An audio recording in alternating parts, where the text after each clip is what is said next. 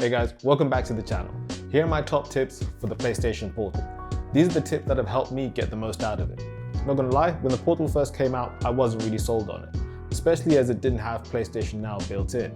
It felt like it was trying to solve a problem that already had fixes thanks to the Remote Play app, controllers like the Backbone One, or the Orzly DualSense phone mount.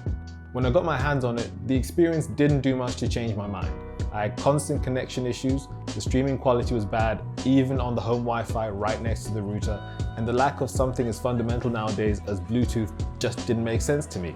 And to be honest, it still doesn't. With that aside, I still pushed through, and thanks to some firmware updates from Sony and these tips, the Portal has really grown on me. I appreciate the less formal feeling, the pick up and play of it, kind of like the Switch.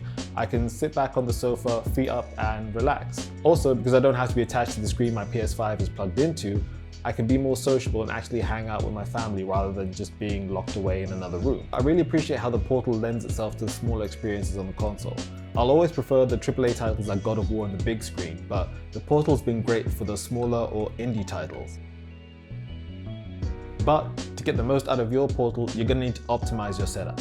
So here are my tips. Tip number 1, hardwire your PS5. Now, I fully understand this may not be possible for some people because of their setup. Let's say your PS5 is upstairs in your bedroom and the router is downstairs in the living room. But this is the one that's made the most difference for me. If you can't physically run an Ethernet cable from your router to your console, then you can use Powerline adapters. These turn the electrical wiring in your house into network cables that you can transmit signals to every room.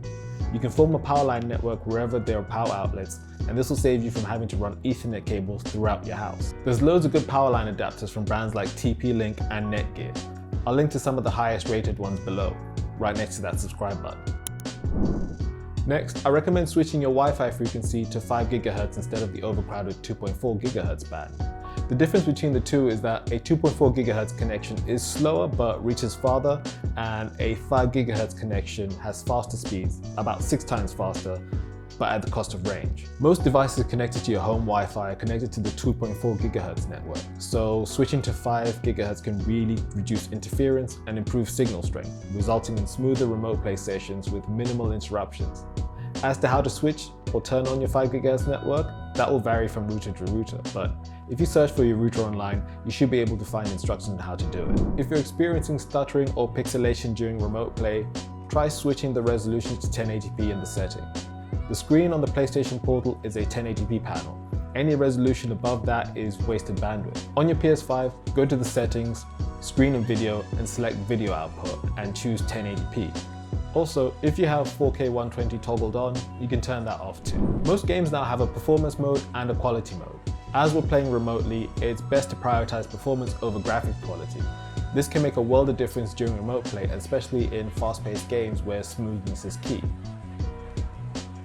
Here are a few tips to extend your Portal's battery life. First up, lower your brightness. You can do this easily by swiping in from the right to bring up the menu and adjusting the brightness slider. You can also turn off the light bars and the mute button in the menu. And finally, a higher volume will use more battery. So if you can lower it, it could help. So these are the tips that have helped me get the most out of my PlayStation Portal. If you've got any tips or hacks of your own, why not share them in the comments below? You never know, they could help someone else. And if you found this video useful, a like and a sub would be really appreciated as it helps us out and we're so close to hitting 10K. As always, thanks for watching and I'll see you in the next one.